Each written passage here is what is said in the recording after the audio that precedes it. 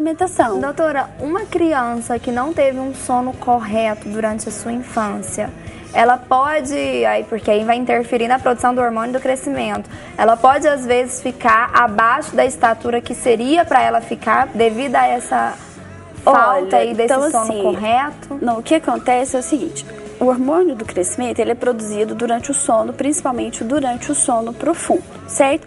A criança, ela acaba dormindo o tempo que ela precisa. Às vezes ela vai dormir de tarde, mas essa parte é produzida principalmente durante o período noturno.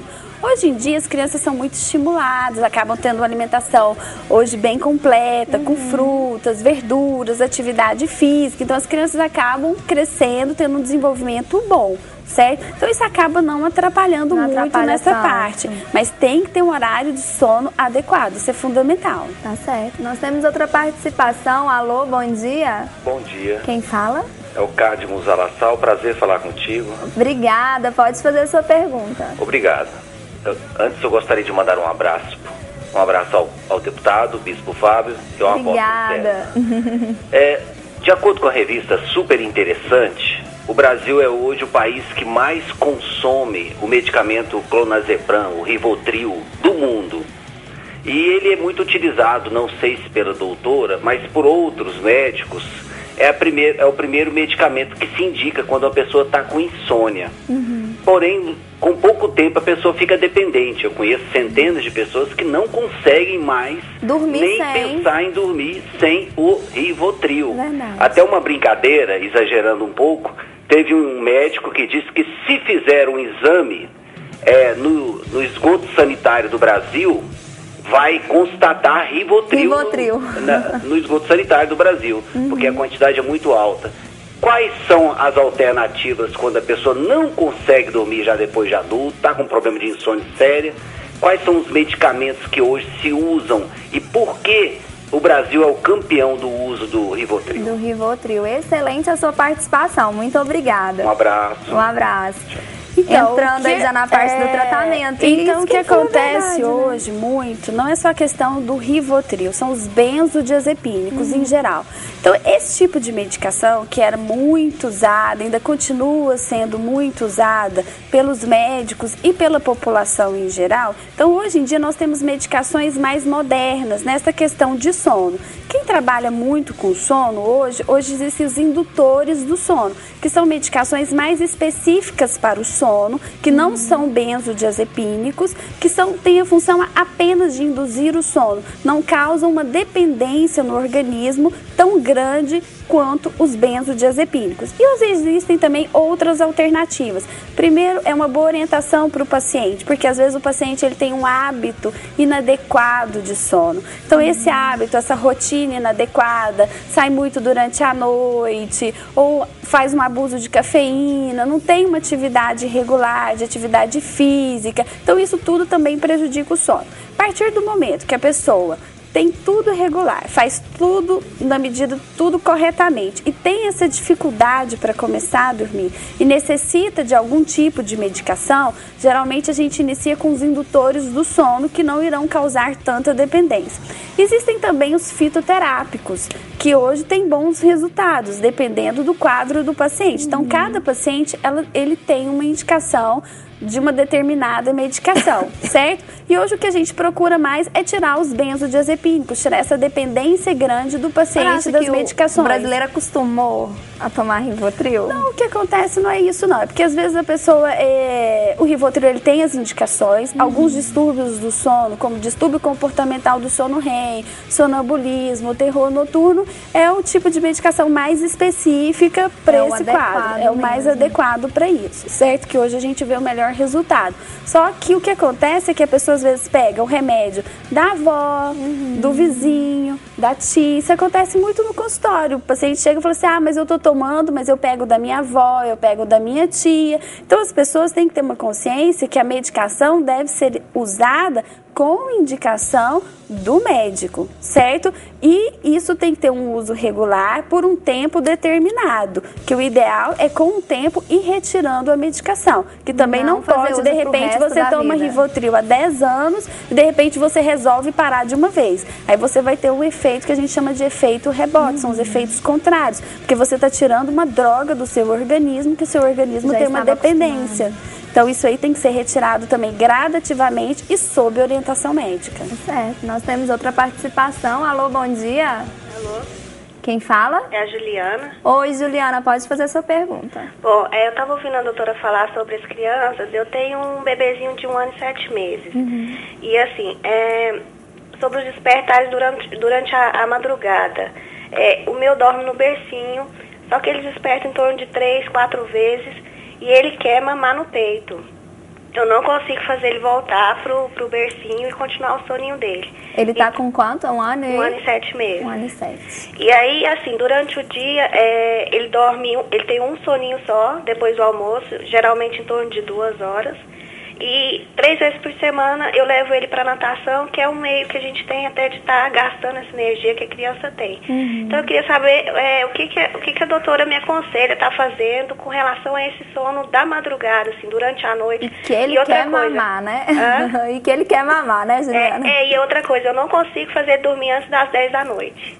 O sono, ele só dorme 10h30, tem dia que 11 horas, é o horário que ele pega no soninho. E mama a madrugada toda, e aí quando dá umas 8h30, 9 horas é o horário que ele acorda. Então, assim, que ela orientação que ela me aconselha? Tá joia, Juliana, obrigada pela sua participação. Obrigada. Então, primeira coisa, criança de 1 ano e 7 meses, ela não tem mais essa necessidade de estar mamando durante a noite. Então, o que você tem que fazer? Tentar tirar o peito, porque ele acaba fazendo o peito de quê? De chupeta. Tá? Então, é mais fácil, já que ele desperta. E o que acontece? A criança começa a chorar, e os pais entram em desespero. Coloca aí o menino é bem no mais peito fácil você colocar ele no peito, porque ele começa a mamar e logo adormece. Aí a criança, como eu já havia explicado, ela tem vários despertares durante a noite. O que você tem que fazer? Criança acordou, em vez de você ir lá dando peito pra ele, às vezes em vez da mãe ir lá, porque ele sente o cheiro da mãe, às vezes vai o pai, nina a criança um pouquinho no berço, volta, deixa a criança chorar um pouquinho. O que acontece é que nas primeiras noites, às vezes a criança chora meia hora, 40 minutos e os pais entram em desespero, entram em pânico. Então, assim, no outro dia tem que acordar cedo e acham que a criança está sofrendo muito. Então, você tem que acostumar ele a não mamar mais durante o período noturno. Uma água seria... Alguns pediatras também recomendam você dar uma mamadeirinha, alguma água, mas o ideal é a criança não ter essa necessidade de estar ingerindo alguma coisa durante a noite. Tentar voltar a criança, o que a gente fala muito hoje é de objeto de associação, arrumar um bichinho, alguma coisa que a criança goste, que ela se sinta segura no berço, que ela não tenha medo de dormir sozinha, para ela acostumar a dormir no ambiente dela.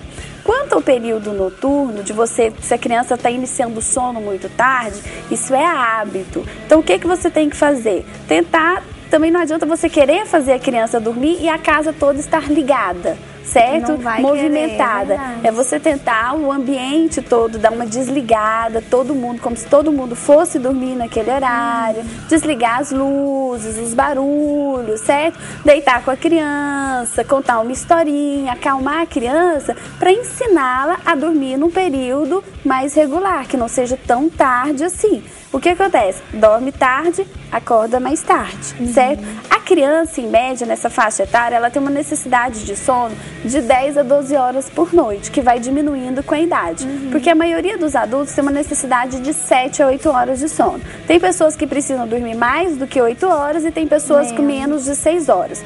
Hoje, o que é mais recomendado é que você tenha pelo menos de 7 a 8 horas de sono, que tem um sono reparador. E a criança, ela precisa pelo menos de umas 10 horas de sono. E o cochilo da tarde, não deixar um cochilo muito prolongado. Se ele dorme de 2, deixar ele dormir de 2 até as 3, 3h30, não deixar dormir até muito tarde, para que ele não tenha, demore tanto de dificuldade para iniciar o sono no período noturno. No caso aí dele, que a Juliana falou, ela não consegue pôr ele para dormir antes das 10.